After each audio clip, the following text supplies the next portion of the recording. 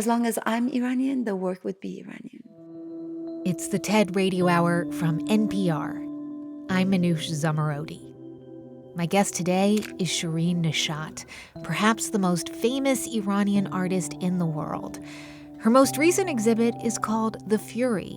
It's the latest in her long line of work about women, their desire, their pain, and their defiance. Over the last 30 years, Neshat has created controversial portraits, videos, and films that challenge Islam and the Iranian government. Many see her as a voice for Iranian and Muslim women, but she's lived in the U.S. for her entire adult life. I spent time with her at her home in Brooklyn, New York, talking about what it's been like to build a life full of paradoxes, create a career in exile, and make art that explores the sadness and beauty of living a life defined by politics. We have to start by talking about the protests that have been going on in Iran since September, when a young Kurdish woman was killed by the morality police. I'm sure you were watching the news incessantly. What was it like seeing what was going on over there? Well, first of all, I think that for almost all of us Iranians, life hasn't been the same since the day that Mahsa Amini was killed. It awakened a certain feeling, which was a mix of emotions. Immediate anxiety about an innocent young woman being murdered for a simple reason of flawed hijab, but also that all instigated a whole movement. So it's the most pivotal, important political upheaval since the Iranian Revolution in 1979. And I think what feels different is that it started by a woman and about the woman. Something very sacred was touched. Since then, it's been a true roller coaster. On the one hand, this euphoria about this revolution, woman life, freedom, yet witnessing the tragedies of people being executed, people being imprisoned, tortured, and blinded. The story just continues. We've been glued to the news, and in my case, doing everything I can to participate in being a voice in some degrees. I mean, one of the most shocking things, I was reading the news as well, and I saw these photos posted of women walking down the street, no headscarf, no chador, flowing locks of hair. And, you know, I walk down the street every day and see women with their hair flowing down their shoulders. And yet there was something kind of shocking to see these Iranian women in Tehran looking like that. And to me, it sort of brings up a lot of the topics and issues, themes that have been in your work for decades. For people who maybe aren't as familiar with your work, what are some of those themes? Well, first of all, I have to explain that I am an artist who, although is Iranian, I've done most of my upbringing here in the U.S. and my education is in America. And I'm really a New Yorker more than anything, knowing that I have not lived in Iran for such a long time. I'm very good at raising questions, not providing any answers. And those questions are always relate to women, very much relate to issue of oppression, religion, and really the question of freedom and what that means from a woman's perspective and the political connotations. So if I have to just summarize what my work has been about, it's really putting myself in the work in terms of a woman from Iran who has lived mostly in exile, and issues that have really profoundly affected my life, but not making autobiographical work, and now looking in Iran and raising questions that both relates to me as a human being, and I think in many ways to the women of Iran. Let's talk about your latest exhibit. It's called The Fury. It's a very overwhelming experience. As a viewer, you walk into this enormous dark room, and on one side is one screen that begins by showing her, the young woman, dancing sort of seductively. And then you look over to the other screen that's directly across from it, massive, massive, enormous screens, and you see a man watching her dance, and he's clearly in a military uniform. And she's beautiful, but she looks tortured. He's an attractive man, but he looks repulsive in many ways, and you're caught in the middle as the viewer. Was that your point, to put the viewer there? You know, my work for so long has been focused on the female body and the problematics of female body in Islamic cultures. And at least I know since my upbringing that I always had a problem with my body as a woman. And it was always connotated as a notion of sin, shame, guilt. And so the female body is like a very potent, very controversial and problematic issue in my culture in Iran. But one of the things that I had not focused on is the female body not only as an object of desire, but an object of violence and sexual violence, and how repeatedly one learns women have been tortured and raped. And many of the ladies, even when they're released and freed, they end up committing suicide or they become mentally dismantled. This video looks like and feels like it's made about the current issues in Iran. But I made this video 6 months before. And so the story of The Fury evolves around a woman who is free in the US, but is unable to disconnect from the trauma of what happened to her in Iran. I knew that this would be very complicated because I could see that seeing a woman become a victim is not only heartbreaking, but it's disturbing to the point where a lot of women particularly wouldn't want to see a woman like that. No.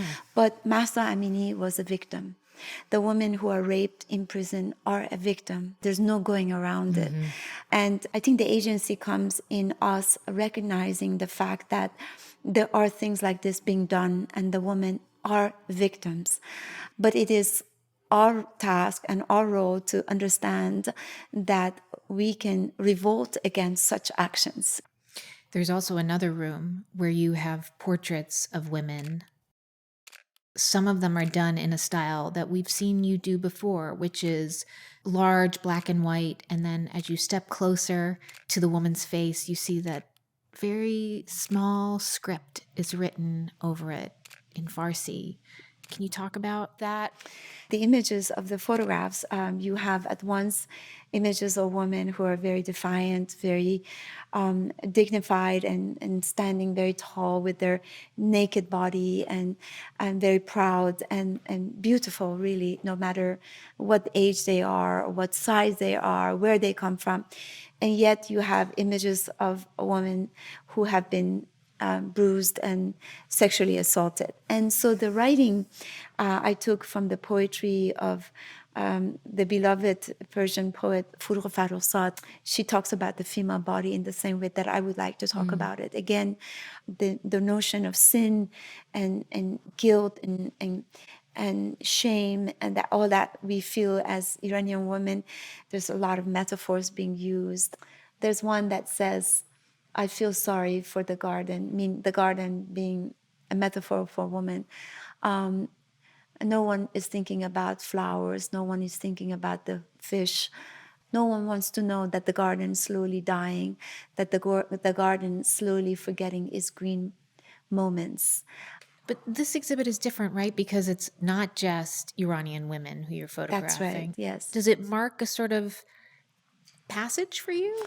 The poetry of Furugh Farrokhzad, although she's born in Iran, I would say it really crosses all those boundaries, cultural and geographical boundaries, such as my work, that I never, we could say that I belong entirely to Iran or I entirely belong to the United States or that my work is truthful to any specific culture, and that I am American and Iranian, in all many different ways. And as long as I'm Iranian, the work would be Iranian. There are some people who have complained that you make political statements about Iran in your work, but you have the luxury of doing it from the safety of living in the US. How do you respond to those criticisms? I've been active since 1993. From my work's inception, I've been criticized. I'm very open to criticism, and I think that people could come to me and we could have a conversation. But a lot of times, particularly in social media, or the reporters or writers who are pretty misinformed, that they would write from a point of view not quite understanding my perspective or cultural perspective. For example, I read somewhere they say, but this woman in this video is a victim, but the women of Iran are so strong. I said, Mahsa Amini was a victim. In fact, I'm the one who's always showing the woman rebellious and fighting against the system and against oppression. But there's no denying the fact that we are protesting because the women have been victimized, and that's why we have become very active. So I thought that was really kind of not a very smart criticism. All I can say is that my work is done with absolute sincerity. It's deeply personal and it's thoughtful, and a lot of research goes to it. And I am an example of an Iranian who has not been able to go back due to political reasons, not my own choice. And that I arrived to my work with certain circumstances, personal and political circumstances, and that informs my work conceptually, politically, and I cannot apologize for who I am. So let's talk about how you got to be sitting here in Brooklyn with an art studio and a family. You grew up in Iran, in a conservative city, but with a family that was secular. What was your childhood like? I mean, part of me wants to think that you were surrounded by art. Was that the case? Absolutely the opposite. I grew up, I would say, a middle class, very progressive family, somewhat religious, not very religious. I had a very happy childhood, and we had lived in a beautiful house with beautiful gardens, and my father was a physician but had a farm. So my 17 years of living there, and it was very happy. Everything went wrong after that when I came to, I was sent to study abroad, like many Iranian families send their children abroad. But what was unexpected was that I was supposed to go back, but the revolution happened. And fast forward, I was separated from the family for 11 years because of the revolution, but also Iran and US had this breakdown, the diplomatic breakdown. Wait, can we go back though for a Yeah. second? When you came to the US, did you think like, oh, I'm just a visitor here, I'm going to get a college education, and then I'll take that with me back home? I actually didn't want to come here. My father more or less forced me to come because he really believed in education. He wanted his daughters as well to be educated. I came with my sister. She went back. So there is this very dark few years of my early young adulthood that it was like a carpet pulled under my feet because they all went back. And I actually begged my father to send me back, but he wouldn't. And I think he regretted it later. You ended up getting a degree in art from UC Berkeley. Unsuccessfully, I would say, I was one of the worst students. Mind you, that I managed to get myself signed up at UC Berkeley, but it was exactly during the revolution, and so this was the time I found out that I wasn't able to go back, and economically I had to support myself, and I was pretty horrified. And so the last thing I could think of was my studies. So while my peers did very well, my art just became worse and worse. The truth is that my heart wasn't in my education. So 1979, the revolution is happening. Yeah. What do you remember of that time? Because, I mean, I was a child and I just remember the television was on all the time. And I'd never really thought about being Iranian before, but suddenly it was all I could think about. I mean, I can only imagine what it was like for you. I remember the days that the hostages were taken and they were counting days. You know, as a student in UC Berkeley, there was a huge anti-Iranian student sentiments. And so I felt a lot of pressure that people really disliked me because I was Iranian and I was very young. Soon there was no mail exchange between Iran and US. Then the phone was very episodic. And the news in the US was all against Iran. So there was this feeling of anxiety and horror. And then the war with Iraq to top everything over, they were bombing Iran. So I was horrified with A, not being able to hear from my family, B, feeling alienated with my own status as an Iranian, and not being able to go home and not to have support, but also this huge antagonism against Iranians. Yeah. And I was just shrinking and shrinking. All I remember, started to have to see a therapist because I started to become anorexic and I couldn't eat. I was just full of anxiety. So those years for me were really hard years. You must have been so lonely. It was. And also I felt bad because I never wanted to come to this country. So I became angry, you know. So, you know, a lot of time when people look at my work, they don't really understand where the melancholy comes from. It's hard to explain the emotions of being an outcast, being cornered, being always an outsider. So much fear, so much anxiety of not belonging here, not there, and this absolute sense of desire to wanting to belong to somewhere, you know, and always being a loner. And I think the women in my work are all me in a way, you know. It was 1990 that you ended up going back Yeah. finally to see your family. You hadn't seen them in what, over a decade? Yeah, 12 years, I think. Yeah. What was that like? It really was very shocking. At that time, I have to say, it was still a little bit early on after the revolution, so things were more extreme, Yeah. you know, in the way that maybe is less so now.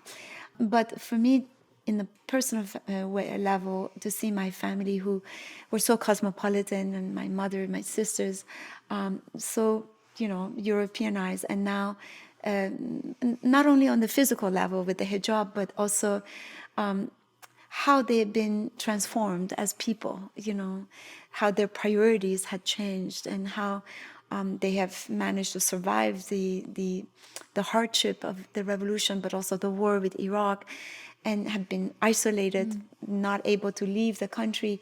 It was both, I would say, horrifying, but also exhilarating in the way that I found myself interested to study it. I wanted to just be there, and I wanted to see, what is this like? What did I miss? And so I started to go back, and I started to feel that I wanted to belong to there again. Did you think about staying? Yeah, well, I had a husband and a kid and a job, but I wanted to spend more time there, but soon I couldn't go back anymore again.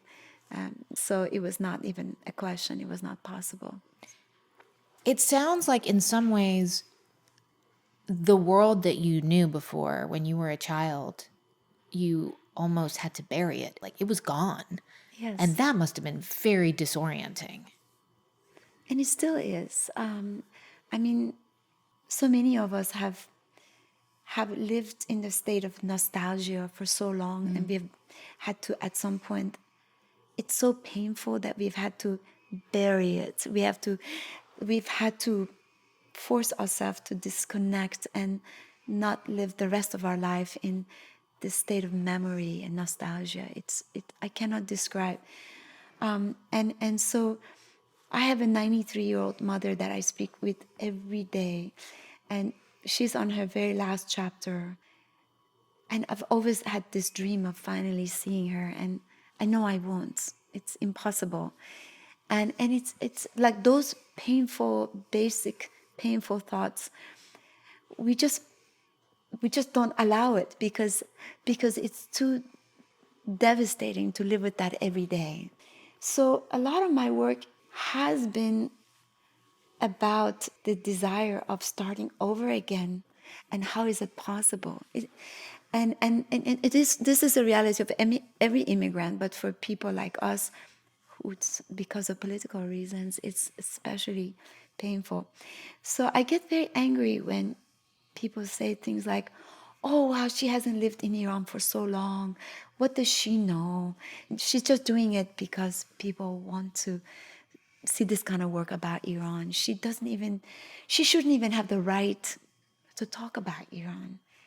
They have no idea the amount of emotions that a person like me and millions of others go through every day. It's very different than theirs.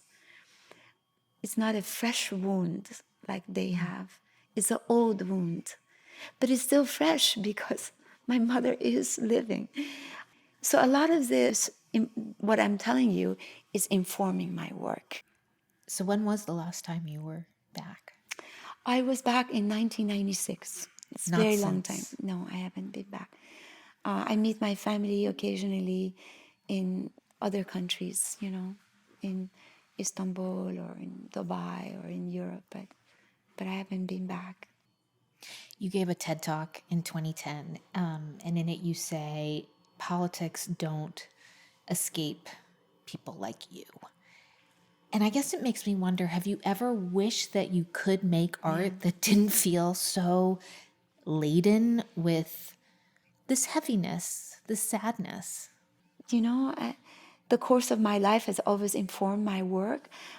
If you take out this kind of realism out of my work, what would I do? I have no idea. You know why? Because I don't know where my life is heading to. The uncertainty of my work, it's all tied to politics. And that is basically defining the course of not only my life, but also my work.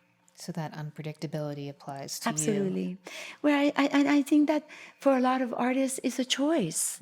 But there are some people whose life and work is inseparable, and therefore they're not in total command of separating them.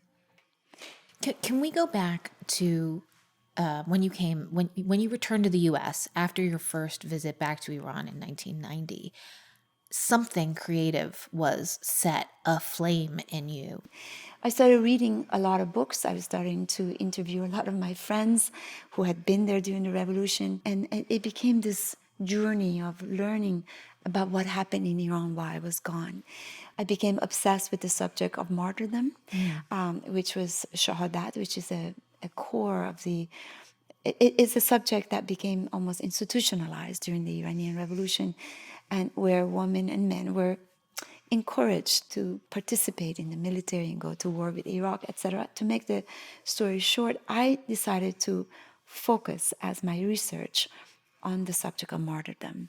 And that led to a body of work called Women of Allah, which was basically questioning the mindset of any woman who voluntarily becomes militant and stands on that threshold of love of God, faith, religion, sacrifice, yet cruelty, violence, and ultimately death. Which image is coming to mind for you? Which is the one that sort of is quintessential to that? I think rebellious silence, the one with the gun over my face, or speechless with the gun by the ear, or the 2 feet with the gun. There was something absolutely erotic and sensual, and yet extremely disturbing, and dark and violent, and that's where I wanted the work to be. I mean, that series of photographs made you pretty famous in the art world. Were you surprised at the response? I was. Not really immediately famous. Also, I became attacked very quickly. So I wouldn't say success in a good way necessarily, as it continues to be, but controversial, I would say. It became, I think, the better way of explaining it. You started making videos and double screen projections in the 90s. In 1998, you created one called Turbulent. It's two different screens. One has a male singer, one has a female singer. The man is singing to a packed audience. There is no one in the audience for the woman. So what I wanted to do with that work is to show that while the women are always against the wall in Iran, they're always protesting, resilient, powerful, and ultimately rebellious, Even if no one's watching. Yeah. I mean, we are unfortunately living under repression, but we are not losers. When she sings, she breaks every rule of traditional music. Her music is guttural, emotional, unpredictable, and is absolutely stunning and powerful. And that became my obsession with video and filmmaking, that, hey, I can tell a story, I can use music, landscape. There was acting involved, there was production design, it was just a whole new departure for me. You're smiling while you talk about this. I mean, mind you, the Turbulent, I met my current husband, who was sitting in the other room, who was the singer of Turbulent. But it just was opening to a whole new world. And there was no way to stop me from then on. Yeah, you went on to make a feature film. I've made 3 feature films, and I've made multiple videos, yeah. Let's talk about your first feature film, Women Without Men. Yeah. It takes place in 1953, a time in Iran when the US and the UK helped overthrow the democratically elected leader. Yeah. I'm so curious why you decided to go back in time. 1953 is it's a fascinating period that is largely forgotten, particularly by Americans. It was when the American CIA overthrew the democratically elected Prime Minister Dr. Mossadegh and brought back the Shah. And it was one of the first time that we saw Iranian people revolting. So we had a country fighting for its freedom and independence, but we had a few women also fighting for their freedom and independence. So for me, it was this analogy, this poetic metaphor. Each one was running away from very distinct personal issues, whether it was traditional oppression or religious issue or whatever. They all ran away from the city of Tehran and gathered together in a garden, in their orchard, and tried to live together, independent from the men. So it was this beautiful conceptual strategy of showing how the country of Iran became almost the 5th female character, also looking for an idea of freedom. There's this one scene that I love so much. They're in the house, in the garden, and they've gone through so much to get there to be together. And there's just this very mundane moment where one of them has made this beautiful platter of rice and brings it to the table. They spoon out big heaping piles of rice, and it's so simple, and it's just women sitting, looking nice for each other, and eating and enjoying each other. And it's just, it's so simple and, well, made me hungry as well, I will say. I mean, the allegory is very rich, right? Going back to the garden, to the orchard. Yeah. It reminds me of all the things you've talked about, how you remember your own family's garden and sitting outside and drinking tea. So glad you brought that up, because the idea of an orchard, the garden, is a metaphor that repeatedly has prevailed in Iranian mystical traditional literature, and that it is a place both thought of as a place of freedom, but also spiritual transcendence. We're always fighting to look for that notion of paradise, which unfortunately it's always hard to arrive at. If you can go back home, will you go back home? I've kind of made peace with the life that I have as a nomad and New York, but I think number one, I want the best to happen for the country and the people who live in Iran. I really think that's the priority. And I hope that day will come. Shirin Neshat, thank you so, so much. Thank you. I was really, yeah, it's great. You guys must be like